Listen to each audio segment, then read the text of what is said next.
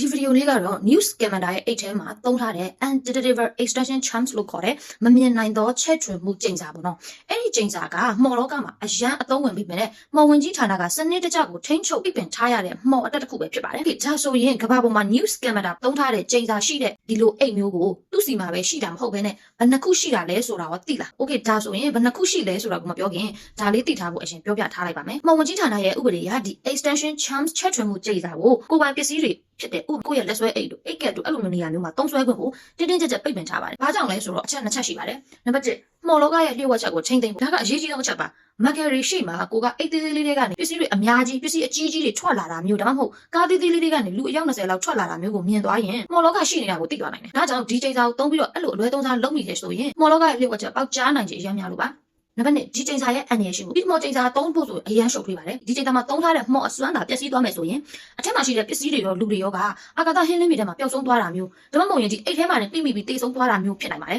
ဒါကြောင့်မလို့ကျွမ်းကျင်သူမဟုတ်ဘဲနဲ့ကိုယ်တိုင်ဖန်တီးတာကိုပိတ်ပင်ထားရတာဖြစ်ပါတယ်ဒါကြောင့်မလို့ဒီလိုကျိန်စာမျိုးကိုတော်ရုံမှော်စွမ်းရှိတဲ့ဝါစာမျိုးကတော့မလုပ်နိုင်ပါဘူးဝန်ကြီးဌာနကလူတိုင်းကိုပိတ်ပင်ထားပေမဲ့ဒီလိုအခြေအနေမျိုးတွေမှာတော့ legal approve အထူးခွင့်ပြုချက်ပေးထားပါတယ်ဘယ်လိုလူတွေကိုပေးထားတာနံပါတ်1ပစ္စည်းထုတ်လုပ်တဲ့ကုမ္ပဏီတွေဥပမာကျောင်းသုံးတက်တာ school trunk ထုတ်တဲ့သူတွေနောက်တစ်ခုမှော်တဲ့ magical tank ထုတ်တဲ့သူတွေကိုတော့ဝန်ကြီးဌာနရဲ့စီကံချက်တွေနဲ့အညီထုတ်လုပ်ဖို့ခွင့်ပြုထားပါတယ်။ဒါကြောင့်မလို့ Harry တို့သုံးတဲ့ကျောင်းသုံးတက်တာတွေထဲမှာပစ္စည်းတွေအများကြီးဆက်နေရခြင်းပဲဖြစ်ပါတယ်။နံပါတ်2မှော်ဝင်ကြီးဌာနကဝန်ထမ်းတွေမှော်ဝင်ကြီးဌာနကအတိအမှတ်ပြုထားတဲ့ထိပ်တန်းဝန်ထမ်းအချို့ကိုတော့ဒီကျိန်စာသုံးပြီးတော့ဖန်တီးခွင့်ပေးထားပါတယ်။နံပါတ်3ကတော့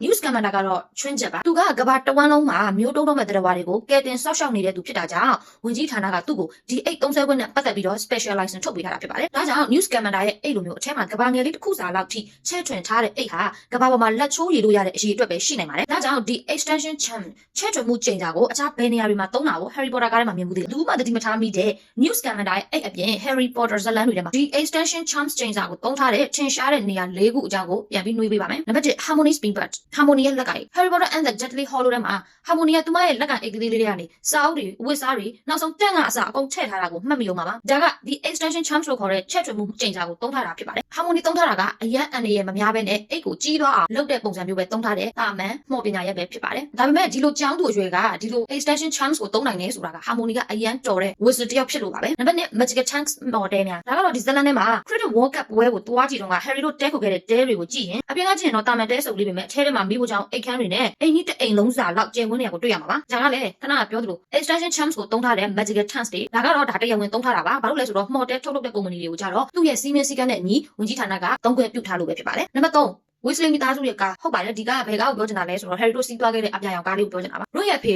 Arthur Weasley က Margery ရဲ့အသုံးဆောင်ပစ္စည်းတွေကိုစိတ်ဝင်စားတာကြောင့်ဒီကားစုပ်ကလေးကိုလည်းငွေနှဲငယ်နဲ့ပေးပြီးတော့ဝယ်ထားခဲ့တာပါပြီးတော့ဒီကားလေးကိုကျိန်စာအမြောက်အများသုံးပြီးတော့ upgrade လုပ်ထားတာဖြစ်ပါတယ်အဲ့ဒီကျိန်စာတွေထဲမှာဒီ news calendar ရဲ့အဲ့လိုပဲ anti-deliver extension chance ကိုသုံးထားတာကြောင့်အပြင်ကကြည့်ရင်တေးသေးလေးဆိုပေမဲ့ Weasley မိသားစု9ယောက်လုံးကိုစက်ပါတယ်အဲ့ဒီပြင်နောက်ဖုံးတန်ထဲမှာလည်းကြောင်းတုံးတက်တာအကြီး6လုံးသူတို့ရဲ့ခရီးသွားရင်ယူသွားနေကြဖြစ်တဲ့ကြောက်ကြောအဲ့ဒီတွေအပြင်အိမ်မွေးတိရစ္ဆာန်လောင်းအိမ်တွေထိအကုန်စက်အောင်ချဲ့ထွင်ထားတာဖြစ်ပါတယ်ဒီကျိန်စာကိုတော့ Arthur Weasley ကဝန်ကြီးဌာနရဲ့အသုံးပြုခွင့်ပြုချက်မရဘဲနဲ့ခိုးပြီးသုံးထားခဲ့တာပဲဖြစ်ပါတယ်။ Okay number 4 Mad-Eye Moody Strand Mad-Eye Moody ရဲ့တက်တာ။ Okay ဒီတက်တာအကြောင်းကိုတော့သတိထားမိကြမယ်ချက်ပါတယ်။ Goblet of Fire ထဲမှာ Moody အစ်စ်ကိုဖမ်းပြီးတော့ထည့်ထားတဲ့တက်တာကြီးကအကန့်9ကက်ရှိပြီးတော့အထဲမှာထောင်ချောက်လိုမျိုးအခန်းကျယ်ကြီးတွေပါတဲ့အထိရှိနေတာဖြစ်ပါတယ်။ဘာကြောင့်မှော်ဝန်ကြီးဌာနက Moody ကိုဒီလို extension chance ပါတဲ့တက်တာမျိုးကိုင်ဆောင်ခွင့်ပြုခဲ့တာလဲ။ Okay Moody ဟာနာမည်ကြီး aura တစ်ယောက်ဖြစ်တယ်လို့မှော်ဝန်ကြီးဌာနရဲ့ထိပ်တန်းဝန်ထမ်းတဦးဖြစ်တာကြောင့်သူ့ရဲ့အလုပ်တာဝန်အရဥပမာရာဇဝတ်ကောင်တွေကိုဖမ်းဆီးတာမျိုးအန္တရာယ်ရှိတဲ့မှော်ပစ္စည်းတွေကိုတင်ဆက်တာမျိုးဒီလိုနေရာမျိုးမှာဒီလိုအစက်မြင့်တဲ့မှော်တက်တာမျိုးကိုတုံးဆွဲဖို့တရားဝင်ခွင့်ပြုချက်ရှိထားတာပါပြီးတော့ news calendar ရဲ့အိတ်ထဲမှာကဒီကျိန်စာအပြင်တကယ်ကဘာကြီးရှိနေတယ်လို့မျိုးတဘာဝပတ်ဝန်းကျင်တွေဥ